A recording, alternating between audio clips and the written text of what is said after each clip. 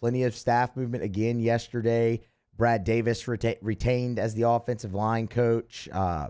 You saw Corey Raymond leave for Florida, and that's really the big one, right? Honestly, it makes the most sense. And I look at this from a couple different sides, but I think it's important to understand that they can exist independently of each other. Yeah, coexist in truth. Yes. Yes. When I look at this and see Corey Raymond leave for Florida, for me, that's a miss. It just is. That's my opinion. You can have yours, whatever. That's a miss. Here's why. Mario, I've sat here. We've talked about this a lot all week. I've said Brian Kelly's going to go out and get the best person at each position, at each coordinator spot for his staff. Well, the best defensive backs coach in the country just walked out the door. And that's not really debatable. In 10 years, he's produced 7 first-team All-Americans, 14 NFL draft picks, 3 of them in the first round, and a Thorpe winner. No other defensive back coach in the country has that resume right now. So for me, that's a miss. Now, here's the other coexisting truth. No, the sky is not falling.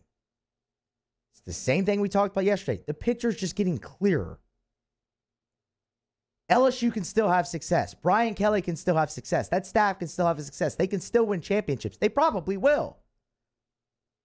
But they've made it a little bit harder on themselves doing so, having Corey Raymond walk out the door. It's a lot easier to have that success with someone like that on your staff, with the best at his position and a top 5 recruiter in the country on your staff, than it is to have him on a rival staff where you recruit against him yearly and play that team yearly. Everything I just talked about, the draft picks, the first-team All-Americans, what he did for you that helped your defense special, he's going to do for another defense that you have to play each year, and that makes success harder. That's a hurdle in your way. It doesn't mean it can't happen. That's not what I'm saying at all. I think it will happen. I think Brian Kelly will win very big, but I think LSU has made it harder for themselves, and it wasn't really necessary for them to do that.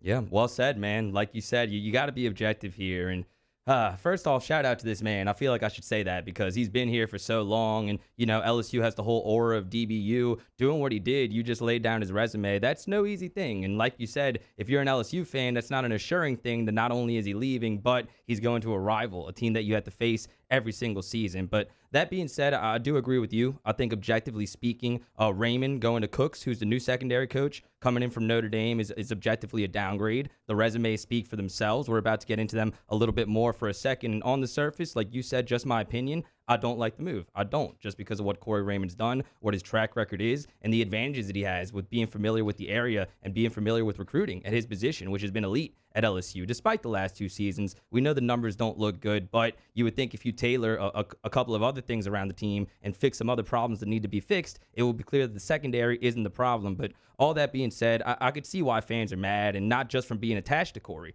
from what he did, but Brian Kelly was brought here for a reason. He is making a whole lot of money, and just like our jobs is to come out here and give opinions on this show, his job is to do what he thinks is best for his football team, and apparently that is letting Corey Raymond leave and bringing in this new secondary coach. And we're not going to find out if that's a good decision until the games start being played, and we're in September, October, and November. But for now, you can't say that you were pumped up for Brian Kelly when he got here and now jump off the ship because he does a move that you don't like or a move that you're not comfortable with. Honestly, I'm not comfortable with this move. But again, that's why Brian Kelly is here, and we can't really judge it until we see what he does at Florida and what the new guy does here.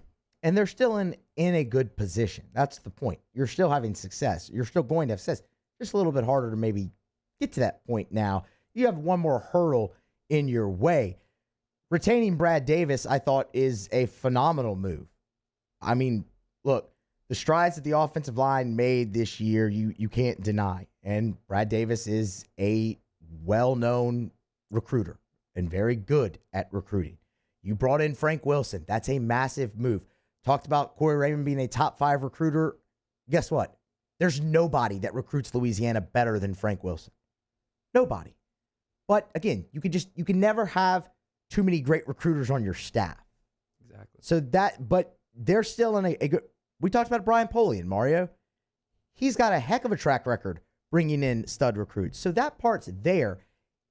it's just the part for me is you've gone through this a lot with Corey Raymond, and each time LSU's worked really hard to bring him back or keep him from another job. I mean, Texas A&M came after him at one point.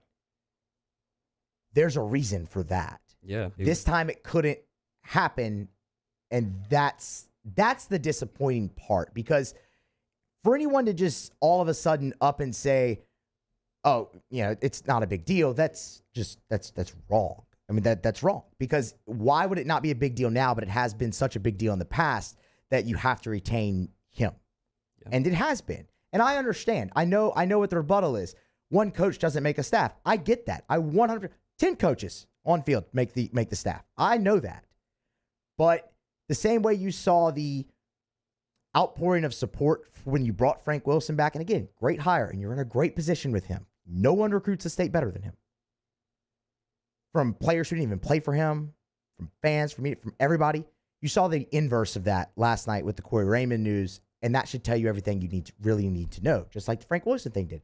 Just like each time they've tried so hard to retain him, that tells you everything you need to know. It is a loss. It's just not a loss that you can't overcome. Yeah, and we also don't know what, his side of the story is. I mean, being here since 2012, that's 9 years, 10 seasons. That's a really long time to be at one place, and maybe we don't know exactly what the variables are, if it's Brian Kelly, if it's the fact that Billy Napier is assembling like a Louisiana goon squad at the University of Florida. That's what we called it on Off the Bench this morning. I mean, not only do they bring in Corey Raymond with this funny title, reminds me of Dwight Schrute from The Office, to be assistant to the regional manager, assistant head coach of the defense / cornerbacks coach. That is his formal official title. Okay. Yeah. They also bring in Patrick Toney, UL Lafayette, very familiar with the area as well. He's going to be big in recruiting, safeties, secondaries, and their co-defensive coordinator. That's his former title. And then our guy, Jabbar Jalouk, also heading to Florida. Obviously, he's a NOLA native, a former Southern Jaguar. I lost a little bit of respect for him after what happened on the field after the Texas A&M game in 2018. Some stories about how I heard he was acting. But that being said, that's a big advantage for the University of Florida. And like we talked, recruiting-wise, and like we talked about before the show, they have their own recruiting problems, and they're having trouble keeping big Florida recruits in state, but that's clearly an advantage for them. They're going to be very active recruiting the state of Louisiana. But that being said, all those guys eventually had some tie or learned something in some form or fashion from Frank Wilson, who's their former leader, who's now at LSU. So that's going to be a really interesting dynamic to follow. And like I said, we don't really know what was going on from Corey Raymond's side. From LSU side, it's very dry. It's very cut and dry. It's very black and white. The new head coach wanted to go in a different direction. He wanted his guy. He didn't care what anybody else thinks. But I want to know his side of the story. Does it have something to do with money? Does it have something to do with him seeing potential in Billy Napier? Does it have something to do with him wanting to be in Florida and having more of a recruiting ground? Maybe not the same, talent in terms of it being dense, but, it's a larger state. There's a much bigger pool of talent. So we don't know why. We don't know exactly why Corey Raymond is leaving from his side of view, but we know why he's leaving from the LSU side of view, and that's because Brian Kelly is doing what he wants to do, and he doesn't care what the fans think. And look, he shouldn't. As long as he wins, it doesn't really matter. They're gonna think he's great. I mean, that goes back to the whole laughable notion of cultural fit and whatever. As long as you win, who cares? They're going to embrace you. Yeah, but when we asked this hypothetical before the season, the one retort from most fans was, but he needs to keep Corey Raymond. Or if he doesn't keep Corey Raymond, he's an incompetent coach. We had people come in this very station and say that. Well, okay, now see, and that's the part I think's wrong. That's where I started with my whole two coexisting truths. I think this is a miss by not retaining him. I think you can still have success, though. I just think it's a little bit harder now because, for one, he's standing in your way. You talked about the recruiting problems that Florida has, and they do. Man, I wish I could find that stat about Alabama just owning the state of Florida more than all three of those schools, and I can't find it. Mm-hmm. But they've signed more 5-stars than those three schools combined in Florida in like so many. I can't find it. I had it earlier today, and I misplaced it. Well, it's been a bit of a long day. This stat leads to your stat, though. I brought this up before the show. Like I said, they definitely need to worry about their own turf before they worry about other states, because right now, the 16th highest rated prospect in Florida, according to 24/7 Sports, was the University of Florida's most heralded local recruit. In other words, their highest rated recruit from the state of Florida on the Gators is number 16 in the state. That's a big problem, and I'm sure one of the first 15, several of them are wearing Alabama colors at one point. Oh, 100%. They probably still are. But no, I do agree with you. They definitely have their own problems at home. But if you look at all the Louisiana ties on that staff right now and you think they're not coming over here to recruit, even with those problems, you're kidding yourself because they've already been here. They spent the first half of the week here. Yeah. Billy Napier and Jabbar Jalouk were everywhere the first half of the week in Lafayette, in New Orleans. So if you think that, yes, they have their own problems, and yes, they need to worry about that. But this is by design. Yeah, you had guys to have all those guys. That's happening. Yeah, you had guys recruiting to Kansas a couple years ago just because they had the Louisiana tie. Jamar Chase at one point was committed to the Jayhawks, so that definitely holds weight. We're and not Florida, just saying coincidentally. that. Yeah, and Florida. But again, in that same vein, LSU's still going to get theirs from Louisiana because they always do. Brian Kelly said it himself in his intro press conference. It's hard to pull guys out of this state, but Florida's going to do their best. And yes, they have their problems. They'll worry about those. So LSU will have their success. I think this is, to wrap it up, LSU will have their success still.